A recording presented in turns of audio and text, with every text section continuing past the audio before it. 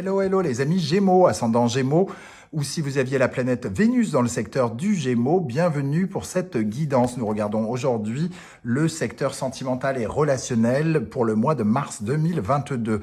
Alors je vous rappelle que si je dis relationnel, bien sûr, c'est pour tous ceux qui n'ont pas de vie amoureuse, les veufs qui ne sont plus intéressés, les personnes qui sont trop occupées avec leur carrière ou leur vie professionnelle, tous ceux qui sont blasés, qui ne s'intéressent pas à leur vie sentimentale. Ça vous parlera peut-être plus de l'aspect votre rapport avec les autres d'une façon plus générale, les amis, la famille, les collègues, etc., etc. Alors, je tiens à vous signaler que j'avais commencé cette vidéo et elle s'est arrêtée net et j'ai perdu le début. Donc, je recommence. Donc, je connais déjà un petit peu certaines des cartes que j'ai déjà retournées. C'est pour ça qu'il y en a une ici. Voilà, je tenais à être précis là-dessus. Bien sûr, c'est un tirage général qui ne peut pas parler à tout le monde de la même façon. Donc, prenez les énergies qui vibrent avec ce que vous vivez actuellement. Essayez de vous adapter à ces énergies ou de les adapter à votre situation pour en tirer les messages qui vous parlent. Je vous invite également à regarder la vidéo de votre signe ascendant et de votre signe vénusien si vous le connaissez. Et vous trouverez en barre d'infos les différents liens pour rejoindre les vidéos que j'ai créées pour votre signe pour le mois de mars 2022, ainsi que mon adresse email et mon profil Instagram si vous désirez des renseignements pour les tirages personnalisés. On commence tout de suite ce tirage avec l'énergie principale qui vous accompagnera dans la vie sentimentale et relationnelle. Nous avons la justice. Alors la justice, elle nous parle d'injustice, un sentiment d'injustice. Il y a quelque chose qui vous déstabilise ici. Cette justice inversée peut nous parler aussi de faire semblant. Alors, vous faites semblant d'aller bien alors que ça ne va pas. Vous voilez la face, vous ne voyez pas la vérité, vous ne voulez pas regarder la vérité en face. Cette justice inversée, elle peut nous parler d'un sentiment d'avoir été escroqué, d'avoir... que l'on nous a nui, que l'on nous a escroqué, que l'on n'a pas été loyal et légal, entre guillemets, qu'on n'a pas eu une attitude légale à notre rencontre, qu'on a été un pigeon, peut-être aussi, dans un cas ou dans un autre. Donc voilà, la justice, en tout cas, elle ne nous permet pas de nous sentir totalement authentiques et dans notre vérité. On est touché par quelque chose qui s'est passé il y a quelques semaines, quelques mois, quelques jours. Donc, on va regarder votre état d'esprit pour en savoir plus. Et avec le diable, ça nous parle de dépendance. Vous n'êtes pas encore détaché de cela. Hein. Cet sentiment d'injustice ne vous permet pas de vous libérer de ces énergies, de cette personne. Alors peut-être que vous avez été pris pour un pigeon par quelqu'un, ou quelqu'un vous a mal traité, ou quelqu'un ne s'est pas bien comporté vis-à-vis de vous, mais il reste quand même un lien avec lui. Vous gardez un lien avec lui comme si vous considériez que soit ce n'est pas de sa faute, soit ce que c'est encore possible.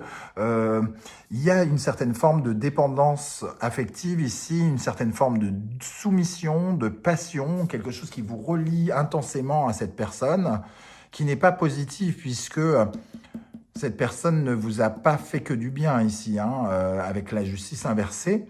Mais vous entêtez, hein, vous restez convaincu que vous avez du mal à affronter vos peurs, vous avez du mal à affronter peut-être un sentiment de solitude pour certains, vous avez du mal à vous détacher de cette personne pour une raison X ou Y que vous connaissez sans doute vous-même.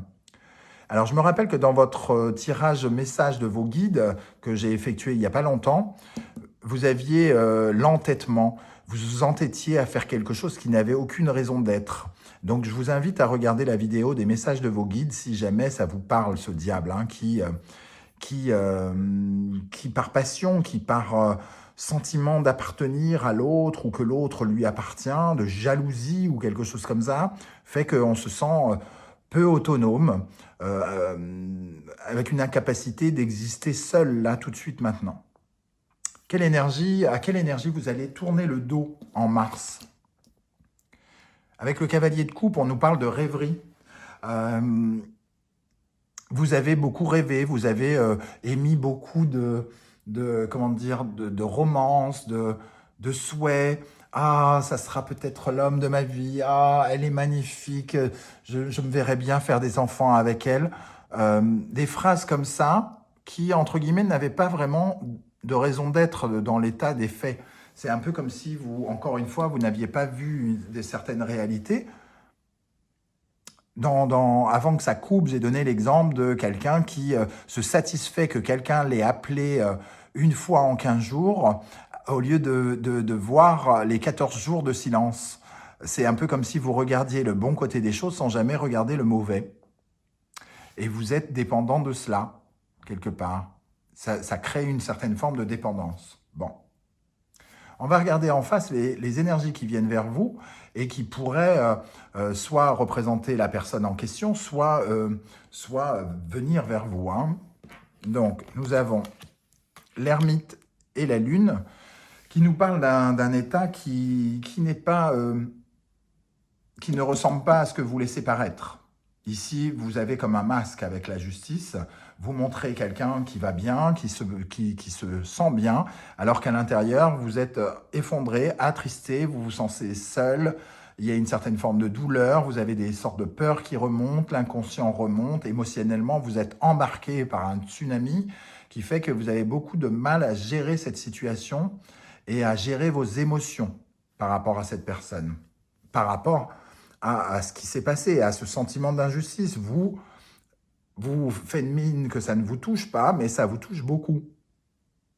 Alors, je ne sais pas comment ça peut parler à des couples. Vous avez peut-être le sentiment que votre compagnon vous a trahi, qu'il a été injuste avec vous par rapport à une attitude, et vous faites style tout va bien, je vais bien, mais au fond de vous, vous êtes ravagé, quoi. La phrase, c'est la phrase de trop. Vous ressassez quelque chose qui n'a pas été sympa et vous restez bloqué dans un sentiment un peu plaintif, génial, peut-être un peu caliméro même. C'est-à-dire que vous en faites beaucoup, vous exagérez peut-être un petit peu la situation aussi. Donc, il est quand même question ici de vous reconnecter avec votre source de vie, avec votre sens créateur de vie, plutôt que de rester un peu dans les ténèbres, dans la pénombre ou dans les ténèbres, pardon, un mélange, les ténèbres. Et ben, les ténèbres, au moins, c'est très très noir hein, pour le coup. Donc voilà, il y a quelque chose d'assez triste ici. Hein. Et j'ai tiré cette énergie-là tout à l'heure avant que ça coupe. Le 7 de coupe. Le 7 de coupe, c'est un sentiment d'insatisfaction permanent, le sentiment de ne pas réussir à gérer ses émotions. Un coup, on est en colère, un coup, c'est de la haine, un coup, c'est de l'amour, un coup, on revient sur des regrets. Toutes les émotions se mélangent, ça devient bordélique. Et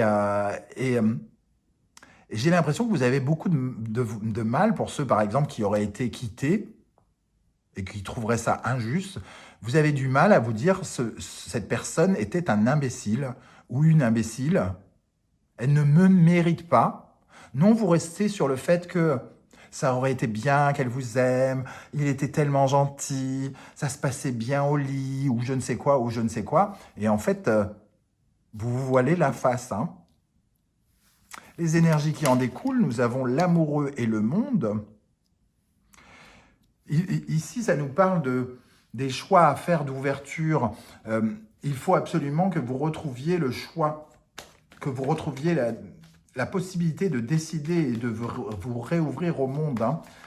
C'est-à-dire que probablement, quand même, vous auriez peut-être la capacité à peut-être prendre une petite décision qui vous amènerait vers la clôture, à clôturer le dossier d'une manière ou d'une autre. J'ai comme l'impression que vous pourriez relancer cette personne et que cette personne pourrait vous envoyer promener sévèrement et que ça vous oblige à vous dire « bon, c'est fini hein. ». Par exemple, dans le cas d'une rupture, par exemple. Avec l'amoureux et le monde, qu'est-ce qu'on a pour les Gémeaux pour le mois de mars dans le domaine sentimental relationnel? Reine de Pentacle. Il faut prendre soin de vous. Et j'ai l'impression quand même qu'il va se passer quelque chose qui va vous permettre d'en prendre conscience. Vous ne pouvez pas tomber trop bas. Ce n'est pas possible. Vous devez vous rattraper. Et ici, vous devez prendre soin de vous reconnecter avec vos moyens, avec ce que vous avez en votre possession, vous protéger, vous sentir indépendant quelque part. Il va falloir vous reconnecter avec cette indépendance, avec ce sentiment de ne pas avoir besoin. Surtout, on n'a pas besoin du diable. On a besoin d'amour, mais pas de diable. Pas d'emprise, pas de domination, pas de soumission. Ici. La reine de Pentacle, elle ne se soumet pas. Elle a les moyens de s'occuper d'elle toute seule. Quel est le conseil du tarot? L'impératrice. Avec l'impératrice, ça nous parle de se sentir créateur de son monde. L'impératrice, c'est elle qui crée son monde. Et avec l'impératrice, on est dans l'expressivité, dans la communication.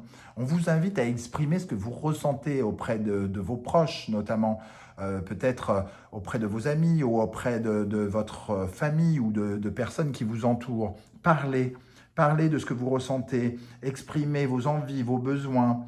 C'est le moment justement de dire ce que vous voulez, de dévoiler vos souhaits, vos projets et de vous libérer quelque part de l'emprise. Pour conclure, nous avons le retour de l'ermite ici,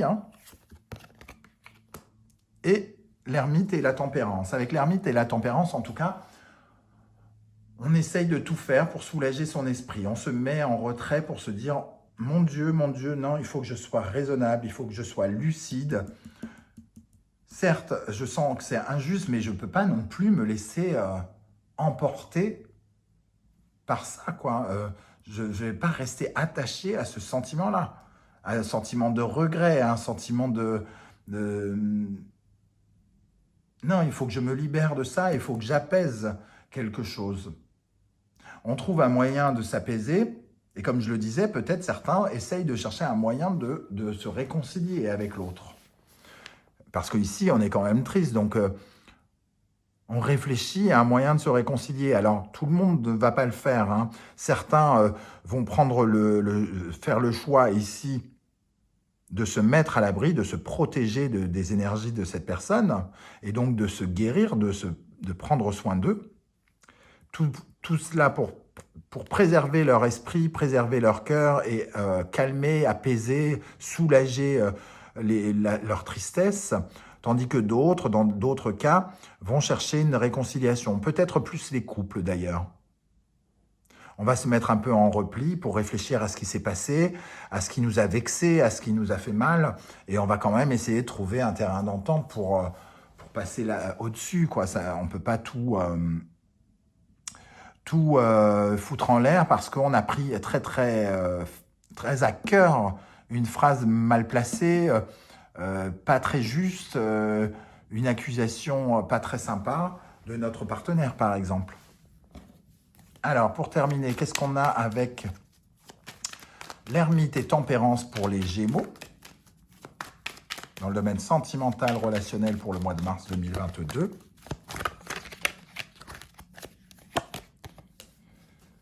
On a envie, en tout cas, de se projeter à l'avenir et d'avoir, d'une certaine manière, de nouvelles stratégies pour avoir des émotions nouvelles. Et juste après, j'ai vu l'As de coupe qui nous parle, en tout cas, de l'envie de se projeter ailleurs, de se guérir vers de nouveaux amours. Donc, il y a quand même un apprentissage ici. J'ai l'impression qu'on apprend quelque chose avec cette situation injuste.